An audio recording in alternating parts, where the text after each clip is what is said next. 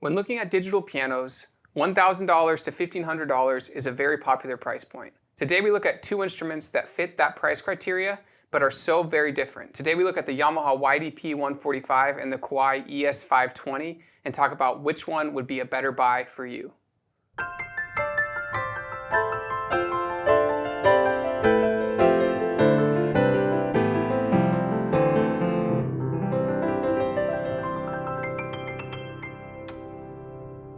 Hi, this is Ted with Alamo Music Center in beautiful downtown San Antonio, Texas. I'm Patrick Marr. You can find us online at alamomusic.com.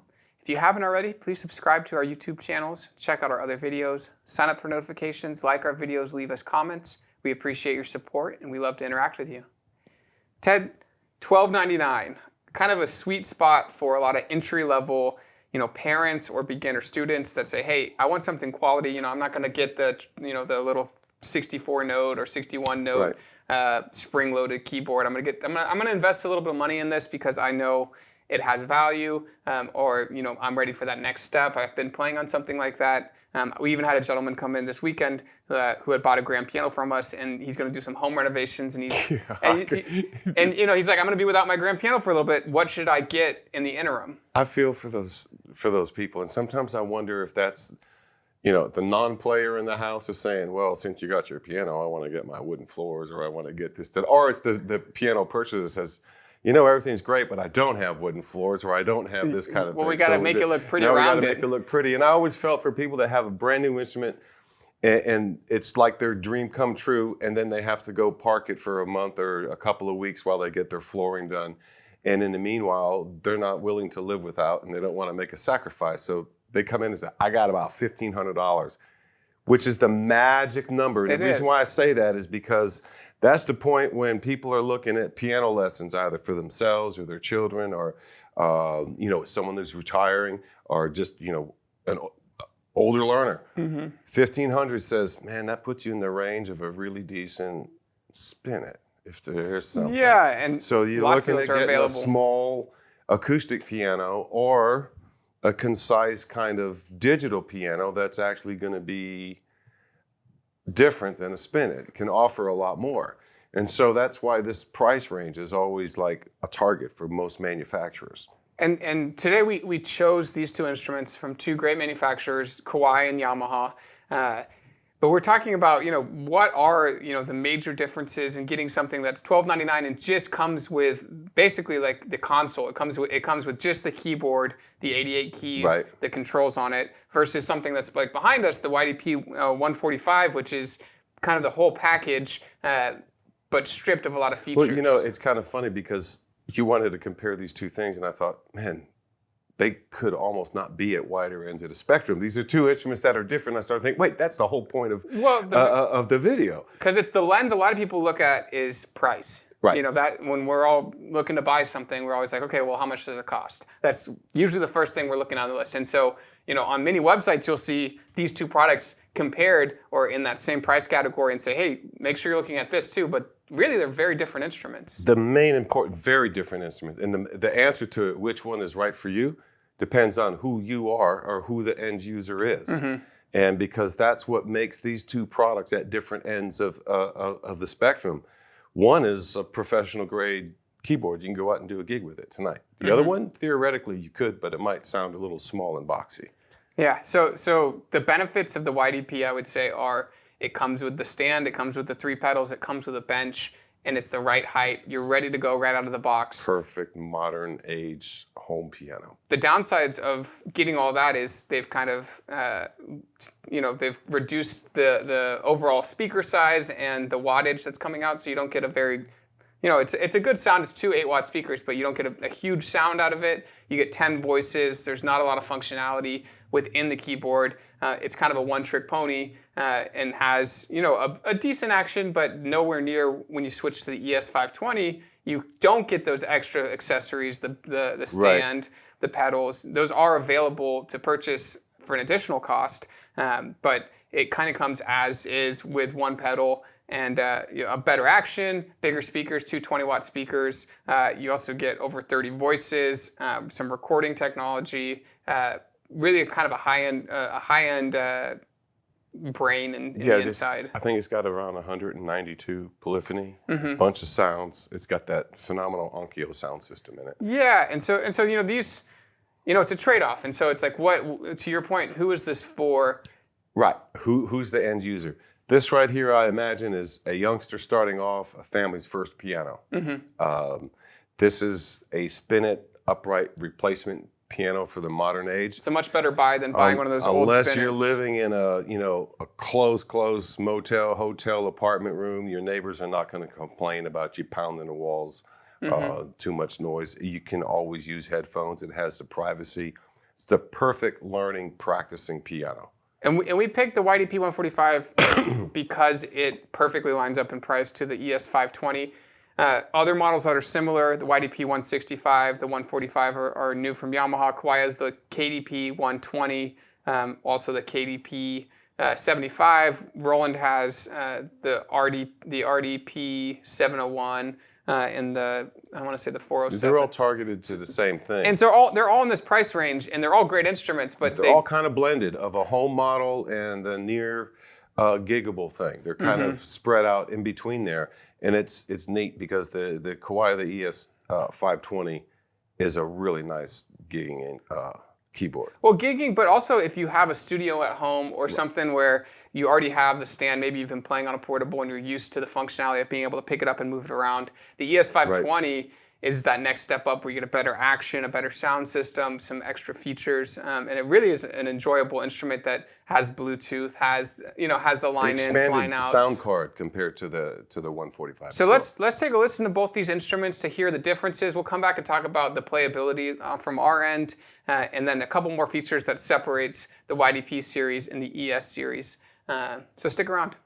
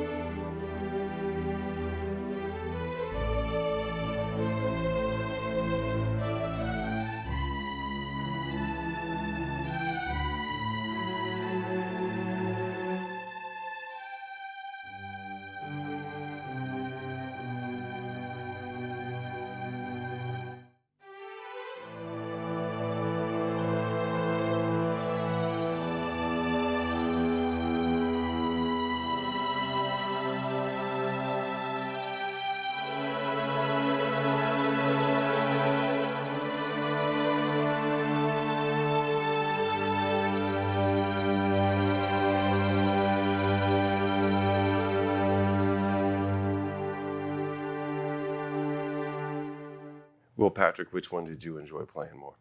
I really like the feeling of the ES520. The action that Kawai has there. It's not their top of the line action, but it is a graded hammer, so it gets heavier as you go from the top to the bottom. It gets heavier. A weighted action simulating what an acoustic piano feels like. I've actually played a 524 gigs before. I've had one at my house before. It's a very familiar feel. The sound is great. The presence of those speakers is great. But again, to our previous point, I think it really depends on what is this for? What is the purpose of the instrument? It really is a wonderful instrument, and I always look at it as either a step up in terms of a keyboard for a lot of players. For if they're like learning and playing and doing gigs, it's a step up. It's also a phenomenal first studio type of piano to have, because you'll have a really good sounding piano, electrics, digitals, and even some other sounds in there as well. If that's what someone wants to use it for. It's also great to practice and play on, but knowing that you still have a professional grade keyboard. Whereas what I love about the YDP-145 is that it's a complete package. It's perfect for anyone that says, I just want a piano and a bench to play. This is it. You look no farther. It's going to be a basic thing. You can put them all over different types of things you can imagine. It's great for a small classroom. It's great for a bedroom. It's great for a living room. It all depends what the application is, but it's perfect for anyone that just wants to play piano and learn piano. Yeah, so it's not professional grade. And so this video is to help really separate the idea of, hey, things in the same price point can be very different, even when they have 88 keys and look like a piano and are talked about as digital pianos that are ready to be practiced on. Both these will get the job done. They just are different ways of attacking that issue. We have done the YDP-145 versus its bigger brother, the YDP-165. We've done it versus the Kawai, I would say the most similar Kawai product, the KDP-120. Make sure you guys check out those videos, because if this is what you're looking for, that kind of replacement spin-it starter instrument, we've done a lot of videos on on this line versus similarly priced and similarly made instruments. If you're more on the other side of the category, hey, I'm more interested in a gigging instrument. I'm looking for a studio instrument that has different voices, that plays well. We've done videos with the ES520. We've compared it versus its big brother, the ES920. We've also compared it against the P515 from Yamaha, which is also around the same price, and the FP series, the FPX now series from Roland, whether that's the FP90, the FP60, those are all similarly priced and offer, again, a lot of similar features. Close to the same things. And so, these are kind of two major categories that fall, they'll be sorted in the same category page on whatever website you're browsing for, instruments, for if you're on alamomusic.com or if you're on Amazon. It's hard to shop for one without being sold the other. Yeah, so you'll see these two and you'll be like, well, what is it? Why are they the same price and so different? So hopefully seeing this video helped bring some clarity to your decisions. Again, I don't think there's a wrong answer here. They just offer different things. Different applications. And so if you've played if you've owned a YDP series before, or maybe its bigger brother, the CLP series from Yamaha, or if you own the ES series from Kawai and had a really good time playing those, it's I really like that it's lightweight. It's 30 something 38 pounds, I think. Where this is about 80 pounds. Both very easy to move and to get around in the house, but again, different applications.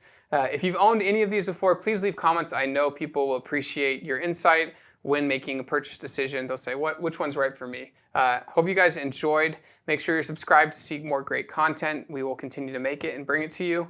And make sure you check out our other videos on the YDP series and the ES series from Kawai. Thank you guys for watching. This is Ted Barcelou. I'm Patrick Marr. We'll see you next time.